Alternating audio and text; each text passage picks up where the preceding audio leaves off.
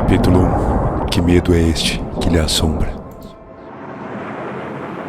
Se o corpo se mantém vivo até não poder mais, se o coração bate até não conseguir, porque a mente treme antecipadamente diante da morte e foge diante de sua ideia.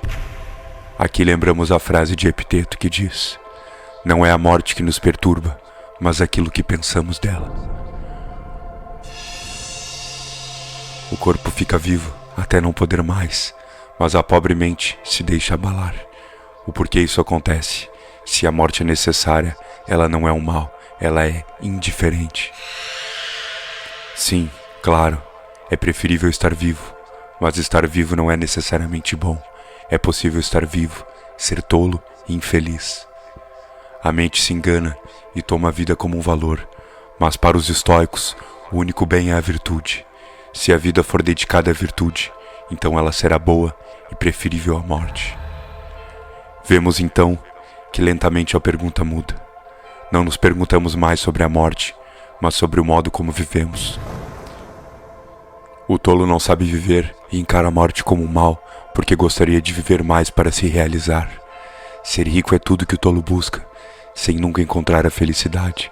Já o sábio aprendeu a viver e encarar a morte com serenidade, concebendo-a como necessária. A conclusão que chegamos é: se vivermos de verdade, virtuosamente, sabiamente, não teremos medo de morrer. Não há nada em que um homem livre pense menos que a morte, e a sabedoria não consiste na meditação da morte, mas sim a meditação da vida. Viver bem ensina a morrer bem, e para viver bem, precisamos da filosofia. Este é o último ensinamento de Sócrates. Ele aceita tomar a planta venenosa, mesmo que injustamente, porque a vida não examinada não valia a pena ser vivida. Esta é a única maneira possível de viver, filosofando. O que isso quer dizer? Sócrates foi morto por manter-se fiel a si mesmo. Não posso viver sem filosofar, disse ele. Não posso viver de outra maneira. Não posso viver sem manifestar plenamente quem eu sou. Para Sócrates, era necessário viver fiel à razão, ao logos, à natureza e a si mesmo. Se isso não fosse possível, tudo bem, ele havia tentado e conseguido. Isso pelo máximo de tempo possível. Saber que vamos morrer nos leva a examinar nossa vida.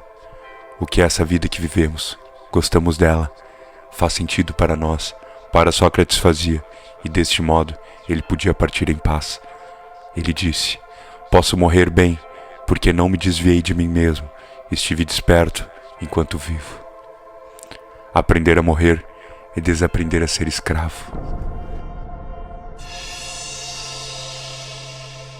Meditar sobre nossa morte nos faz refletir sobre nossa vida. A vida é natural, mas apenas o sábio aprendeu a encará-la assim. E por isso, ele nos incita a nos livrarmos daquilo que nos faz viver contra a nossa natureza. Ao meditarmos sobre a morte, aprendemos a viver a vida com mais plenitude. A meditação sobre a morte é, na realidade, uma meditação sobre a vida, ou melhor, sobre a necessidade da vida e as possibilidades de viver bem enquanto estamos vivos. Nós vamos morrer, não pode ser de outra maneira. Aliás, segundo a filosofia estoica, o universo inteiro nasce e morre. Se o próprio universo precisa morrer, quem somos nós para discordar de tal? A preocupação passa a ser então com a indiferença da morte e a necessidade da virtude. O tolo quer a eternidade, o sábio quer a autêntica. O sábio quer a vida autêntica. Um morre gritando de medo e o outro morre serenamente. Capítulo 2. A impermanência das coisas. Os exercícios espirituais são todos pensados para mover a mente e o corpo para novas direções. A pergunta é: como viver de maneira diferente? E a resposta só pode ser esta: nos exercitando para chegar neste lugar. O exercício de impermanência faz parte da disciplina do desejo, e seu objetivo é simples: modificar nossos desejos, nos preparar para os acontecimentos que acontecem independentemente de nossa vontade. Com que rapidez os seres e os fatos passam e somem. A substância é como um rio num fluxo perene. As forças estão em transformações contínuas, as causas em mudanças incontáveis. Quase nada é estável. Aí perto está o infinito abismo do passado e do futuro, onde tudo desaparece. Não é louco, pois quem, em meio a isso, se infla ou se atormenta, ou se lamenta se algo o estivesse incomodando por algum tempo, ou mesmo por um longo tempo. Frase de Marco Aurélio.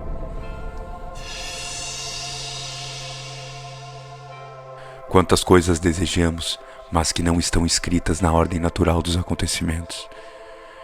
Quantas vezes não desejamos que figos nasçam no inverno? Ora, mas isso é absolutamente irracional. Sim, diz Marco Aurélio, mas é frequente desejarmos de maneira irracional.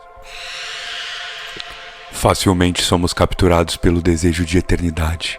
Facilmente seguimos na direção daquele que quer congelar as coisas e deixá-las imóveis, embalsamar as pessoas, fixar os sentimentos, paralisar a vida.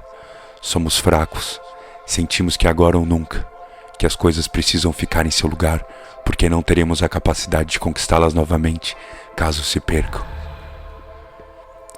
Mas a vida não é assim.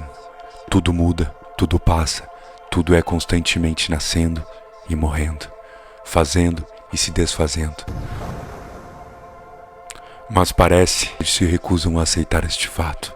Este exercício estoico tem o objetivo de analisar se nossos desejos estão em harmonia com a natureza universal, fluindo, ou se é um desejo de eternidade. Este exercício quer nos fazer um alerta.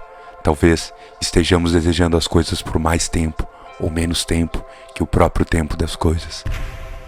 Talvez estejamos desejando a permanência da impermanência. Não parecemos uma criança mimada? Imagine o diálogo, onde você inicia. Deus, quero figos agora mesmo, mesmo que seja inverno. Então, ele responde, mas agora não é tempo de figos. Então, você rebate, eu sei que não é tempo, mas eu quero agora. Deus, não quero que isso mude, não quero que esta pessoa vá embora. Então, ele responde através da natureza, sim, mas agora é tempo desta pessoa partir. Então, você rebate novamente, eu sei, mas eu não quero. Então, você descobre que isso não é possível. As mudanças te assustam, mas pode alguma coisa ocorrer sem que haja mudanças? Que há de mais caro e familiar a natureza universal? Tu próprio podes tomar um banho quente sem que a lenha queimada não seja transformada. Podes comer sem que sejam transformadas em alimentos. Podes realizar alguma outra ação útil sem a transformação. Reflita sobre isso. Temos medo da mudança, porque temos medo de não sermos capazes de habitar o acontecimento. O problema é, nada é estável. A natureza é um rio, ela está fluindo a todo tempo. Nada acontece sem mudanças. O velho desaparece para o novo aparecer. Tudo está numa corrente de acontecimentos interligados. Tudo precisa se transformar, tudo precisa mudar.